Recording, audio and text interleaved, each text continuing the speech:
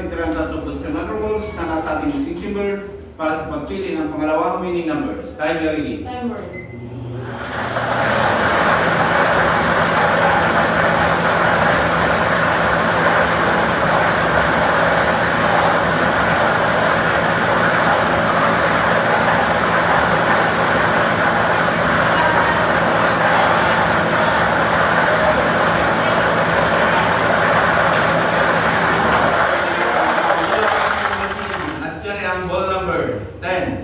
Ball number 10. Ulitin ko lang po ating small count of the winning combination para sa draw natin ang ball number 38 and 10. 38. So, this.